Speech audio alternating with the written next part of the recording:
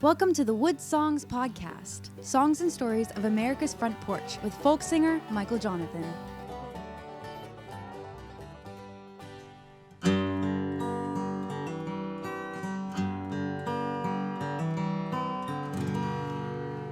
Oh, the beautiful sound of a good guitar, good music, front porch music, and that's what we believe in.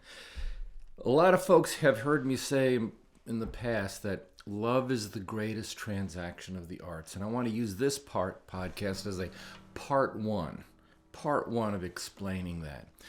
One of the things that we get to do is when we see a natural disaster within reach of our symbolic front porch, we turn to our audience, and the reason is because music and art is the first to get cut in the schools, right?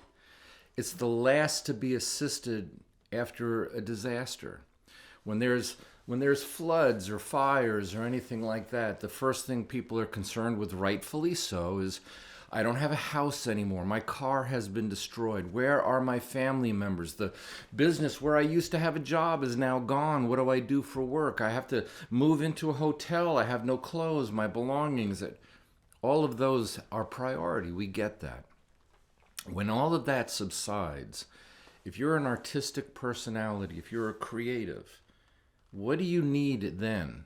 You need your instrument, whether it's a flute or a cello, a violin, a banjo, a guitar, whatever it is, hammer dulcimers.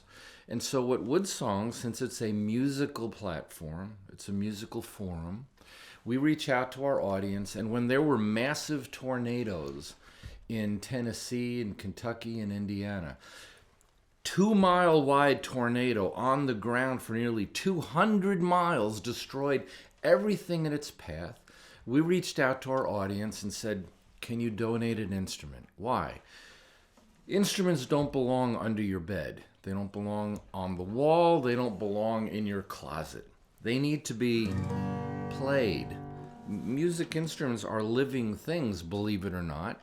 And so if you have instruments that are not being used, give them to WoodSongs. We're going to turn around and give them to those musicians who lost everything in these storms.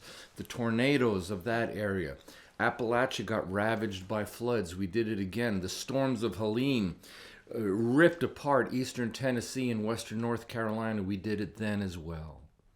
And so what we're going to do on this part one of the podcast is tell you why.